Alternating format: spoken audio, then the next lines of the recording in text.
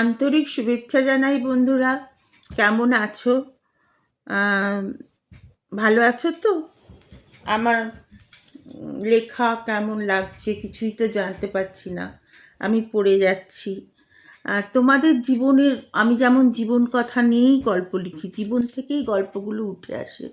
তোমাদের জীবনের যদি কারোর সেরকম কোনো ঘটনা থেকে থাকে আমাকে হোয়াটসঅ্যাপে জানাবে, আমাকে মন্তব্য করবে, দিদি আমার হোয়াটসঅ্যাপ নাম্বারটা দাও, বা পারমিতা আমার তোমার হোয়াটসঅ্যাপ নাম্বারটা দাও, আমি দিয়ে দেবো।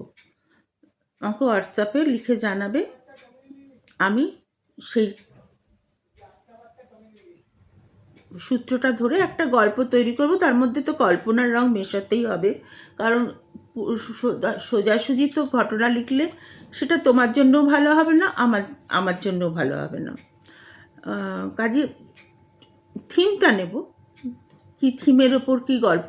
আজকে যে গল্পটা পড়ব সেটাও কিন্তু একটা থিমের ওপরে লেখা, সেটাও একজনের কাছ থেকে একটা থিম নিয়ে, সে তার দুঃখের কথা আমাকে বলেছিল, সেই বলাটার ওপর বেস করে আমি গল্পটা লিখেছিলাম, ছোট গল্প। এখন বেশি বড় গল্প লিখতে পারছি না, যেহেতু আমার মোবাইলটা খুব গন্ডগোল করছে। জানি না এই মোবাইলটাও শেষ পর্যন্ত আমি ভিডিও আপলোড করতে পারবো কি না। যাই হোক, আমি চেষ্টা করছি, কিন্তু কিছুতেই হচ্ছে না। গল্পটার নাম উমার পিসি। উমা মাতৃহারা। উমার বাবা জমিদার বাড়ির পুরোহিত। উমাকে স্কুলে নিয়ে আসা,